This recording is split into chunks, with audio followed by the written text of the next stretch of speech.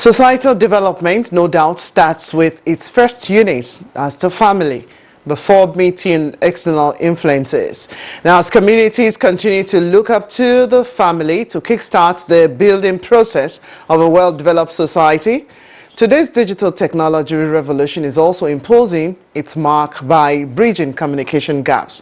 In fact, large parts of these days socio-economic activities are conducted through the use of modern technology innovations in computers and sets of your smartphones as well as other devices where messages, whether in writing, as texts, video, photographs or other forms of pictures are shared. But is digital technology improving family bond and connecting the global families towards a better and advanced society? How best can the family and the larger community utilize the advantages brought on the world through digital technology? Well, these questions as well as other related matters will be our focus on the program Nigeria Today as we discuss the impact of digital technology on the family. My name is Blessing Abu. Welcome to Nigeria Today.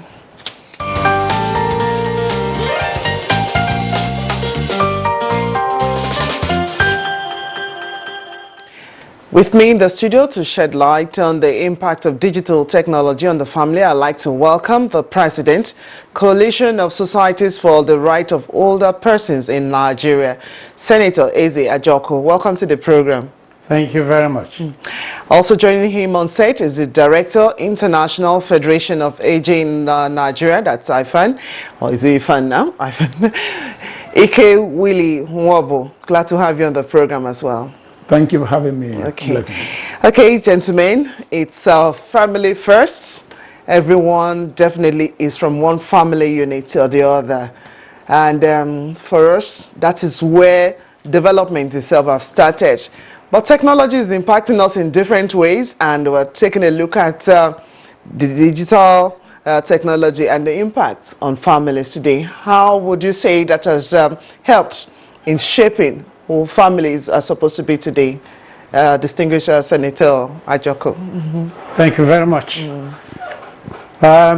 You could be looking at this in several ways. The positive, what it is contributing in terms of improving communication, especially when families are not together. You know, you are now able to relate to members of your family through digital communication wherever they are located. For example, in my family, every Sunday through video, WhatsApp video, we're able to, me and my family, where my children who are in Canada, we're able to all pray together. This wouldn't have been possible without technology. So it's improving communication, and you are able to link up more easily with members of your family, and you are able to do a lot of things, even in the area of funds, transfers, and everything that technology brings with it. But somehow also, when you look at some areas that it is affecting the family, for example, when families are together, you see everybody on their gadget, either looking at their phones and doing that. There's less communication when families are together. Husband and wife are all busy texting and looking at their phones and digital communications. So you could look at it from a positive and a negative point of view for the family. Okay. But on the whole, it's good for the family. All right. Before we get into listing like a checklist of the merits and the demerits on families today, let's take a look at the importance of building families even in the society. I'm sure growing up, both of you and in your advanced years, I'm sure you want to recall what it was like before the digital age, and before we had some of this technological advancement thrown on us as families. So Willie, let's have your take on this. Well, what the ICT and digital infrastructure has done to families is basically, apart from connectivity, it has enhanced productivity. Now, I want you to take on before the digital connectivity came on. Share with us your own growing up years. I'm sure there was this bond to actually build a family from your parents to you as well as your siblings. Well, communal and physical compatibility and connect was the order of the day, because you have to be physical, you have to discuss, you have to talk, and you have to meet. Growing up was a communion, a relationship, and an unusual communal community structure and system was in a place before the digital system and structure. Okay. Yes, you said it was a communal one, and it was more of even communicating, at least physically. But then the talk is still on. Senator Ajoko just shared with us that even till date, he's able to pray with family because of the means of communication. So what actually happens when families fail to communicate, whether we're doing it virtually now or we're doing it physically? There must be something that is supposed to be connecting these families. Still with you, sir. Come again with your question. I said, both of you have shared you explained the fact that it was a physical communal relationship. Wow. You were able to see one another, discuss and all of that. And Senator Ajoko also explained that even till date, he's able to relate with his family, his children as far as Canada, but they still meet virtually to still hold this talk. So what is not binding or what is not adding up here when it comes to communication for families to develop? Okay, maybe Senator Ajoko can take up that. Well, you know that when we were growing up as children, there was nothing like ICT or, any of these technologies. Everything was done physically, orally, and therefore you find also that there were no corrupt cultures that a child could pick up from, internet. Everything was based on family values, and the families and the parents used the opportunity to guide and to help to develop the family. So you find that in those days, if you are away, nobody will be able to reach you. But most times, families were together in those days, and communication was physical, direct, and advice and upbringing, and people checking the actions, the activities of everyone was the order of the day. You therefore find that children grew up more with a lot of respect for the family. They grew up knowing that dad is dad, and when dad is there, everybody has to sit up. The fear of dad was always the beginning of wisdom to some of the children, because physically you were together, which is not the same, whereas you may be communicating with ICT and all the gadgets, yet respect and building a strong family or building of strong family values were more present when we were growing up, and we could relate with our peers under that environment. Even the way we eat together and everything you did together, we were checkmating each other's activities because we were most of the time together. Okay. And there was a stronger building of the family without technology. Okay, so if I get you right, families are still connecting, but communication is an issue today. It is still an issue. Okay, Mr. Nwabu, let's have your view on that. What should be important for us when families need to communicate at this time? Well, taking it from the background of the senator, it might interest you to know that in the days of old, when there was no ICT, amazingly, there were proper organization and system structure.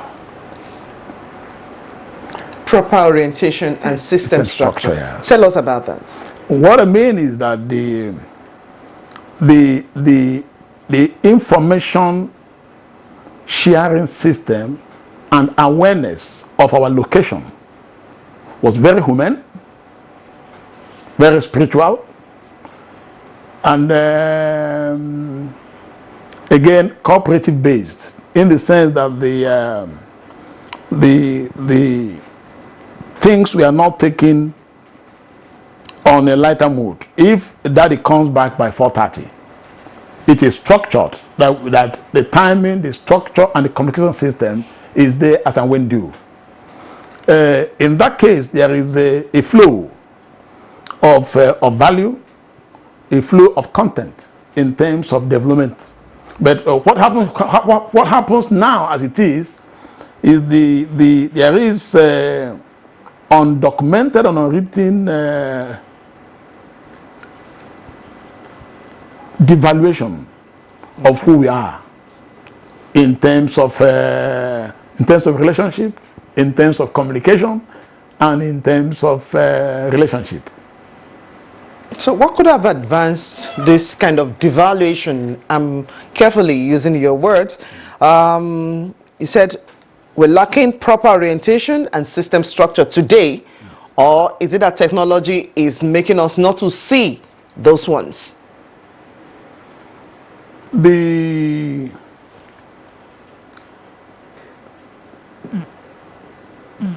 contact of ICT and digital framework, okay, was sudden and without proper and organized protocol.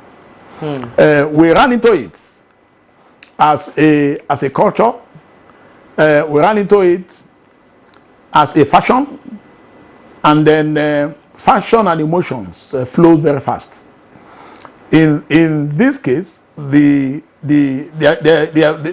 major disconnect emerged and a major marginalization of value and content.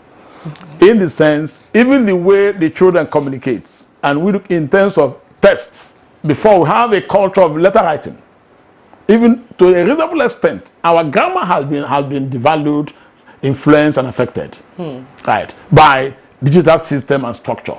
And then our health framework destabilized. And then the operational pattern of our life in terms of sleep system and structure affected.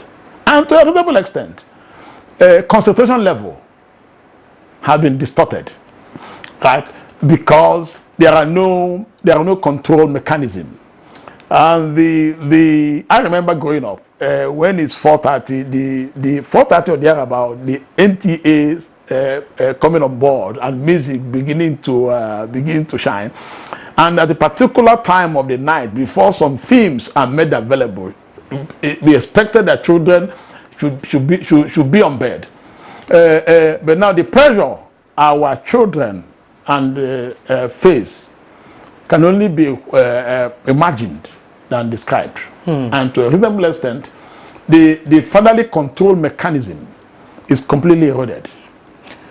Okay, Mr. Nwobu and Senator Ajoko, we'll take a break now. When we return, we'll talk more about what values are being eroded, even as technology is upon us, and definitely it has come to stay. There's nothing we're going to do about that. If we're part of the global village, we must actually link up with other families across the globe to actually better our society.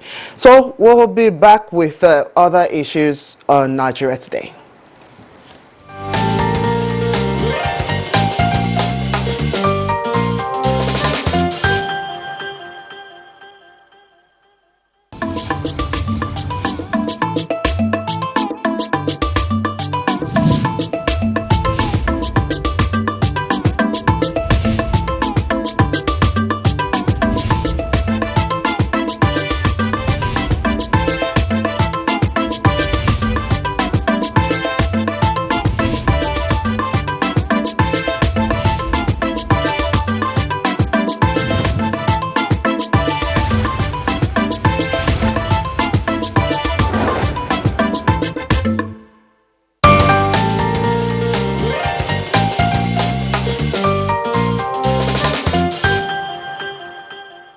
Thank you for staying with us. The program is Nigeria Today, and we're taking a look at the impact of digital technology on the family. And this topic could not have come at a better time than now, as the world marks another International Family Day across societies. Definitely we'll want to see how we can make the tide to be on our own side on a better level. Yes, we've talked about devaluation, we've talked about issue of proper orientation and system structure.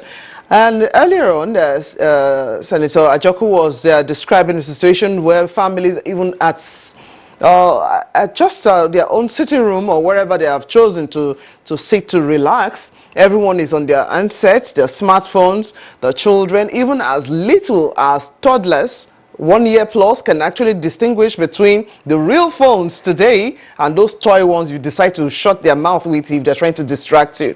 Everyone, mommy, daddy, children are in their own corners and in their own world with their handsets.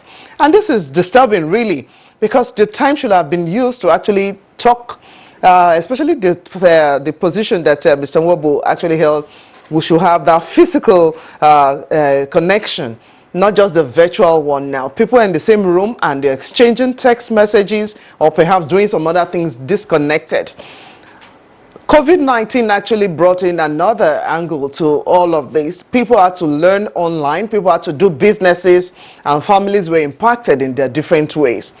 How do we get beyond what we have on ground now to actually set technology still to aid development for society, for families and to society? Senator Ajoku. Well, like we've discussed, what we have now has its own advantages. But one would have preferred, that there is a combination and a merger such that the situation and the scenario you painted, which is what I raised before, is minimized. Because the family is not being helped so much with technology, especially when they are together. Many wives don't talk with their husbands again. They can't sit face to face and discuss. They're sending texts and WhatsApp messages to each other. And it's different when you are talking with a member of your family and you are looking at each other eyeball to eyeball. It makes for effective communication. But this concept of, sending text to daddy and WhatsApp when you are within the same environment with daddy, doesn't help to build a family. And the distraction, being caused by technology to families who are in the same location is not something one would want to continue. Okay. And therefore, there has to be a way that families can begin to discipline themselves and say, from this time to this time when we're at home, let's drop our gadgets so that we can have effective communication. And children, from this time to this time, you don't do this, you don't do that. But, that will create its own crisis again, because unfortunately everybody is getting used to these gadgets. They are hooked up. We're hooked on them. And I can't imagine certain people, you give them instruction about it now.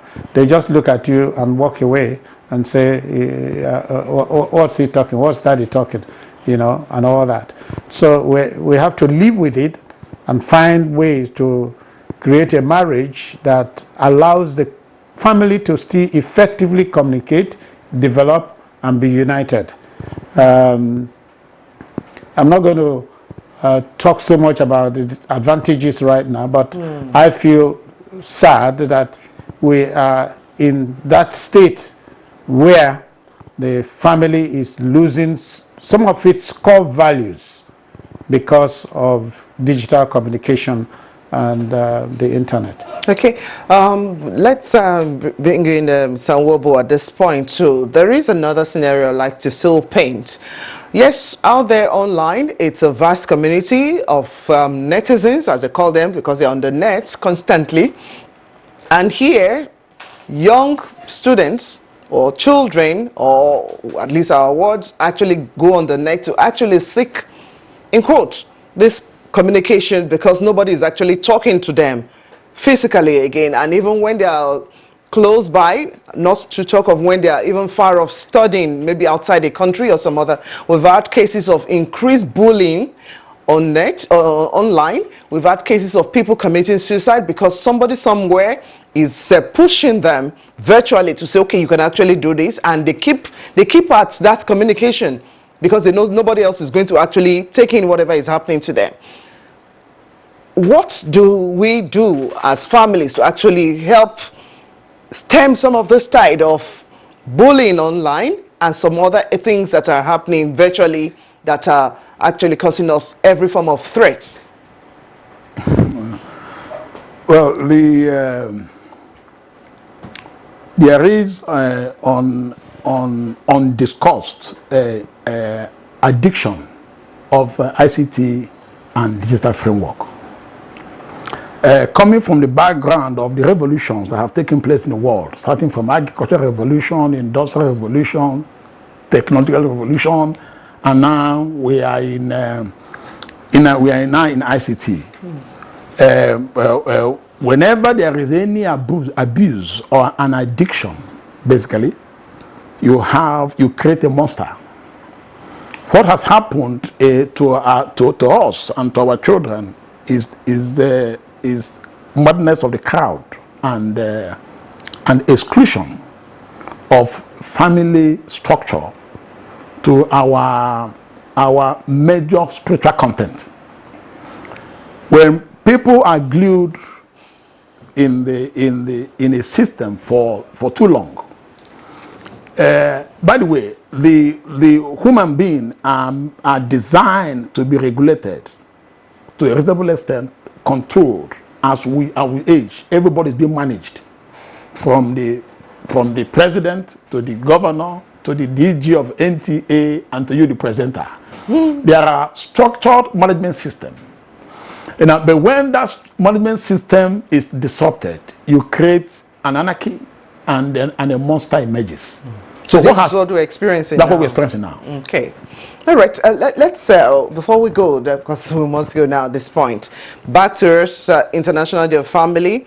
What should the individual be doing, at least the close family units, as we spread out into the society, filled with other family units as well?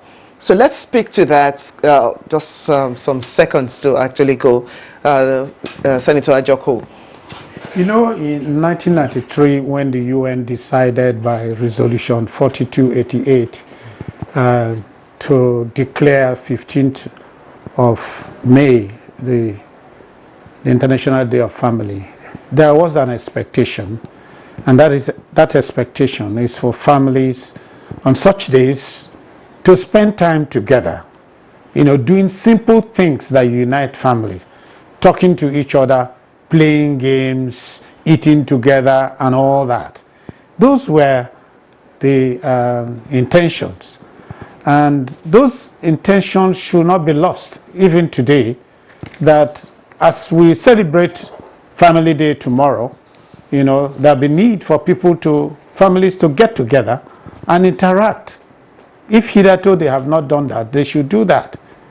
For example, Kosropin tomorrow morning, you know, we are getting families together, you know, we're getting an orphanage, we're getting cross youths and elderly together in an activity, so that, you know, they will feel the interaction of the family again, from the orphan children to the youths to elderly people, which is something we're doing tomorrow at the Arts Theatre from 8 o'clock in the morning. But what I'm saying there is that there is still the need to ensure that this celebration is maintained, the spirit of the celebration is maintained, for families to interact and celebrate the day, rather than, you know, fix their eyes on televisions, on internets, and other technologies that would distract the unity and the growth of the family. All right. I think we'll have to leave it at that. Thank you very much, Senator Eze Ajako, President, Coalition of Societies for the Right of the Older Persons in Nigeria. Thank you so much for your insight on the program. Thank you very much. I also like to appreciate Mr. A.K. Willie Nwombu for his positions too. Your insight too are very valid, and we appreciate your time on the program coming on Nigeria Today. He is the Director, International Federation of Aging in Nigeria. That's IFAN now. Well, you said it, interaction and communication, they need to bond as families, and that will be key for everyone beyond the digital space. Let's explore other means to actually address issues, as it will warm up everyone. Nigeria Today is live every weekday at 7:12 in the evening. You can watch this edition as well as other edition of the program online. That's the digital space as well. youtube.com/NTA News 24 Hub. My name is Blessed Nabu. Thank you for watching, and we'll be returning next time next week.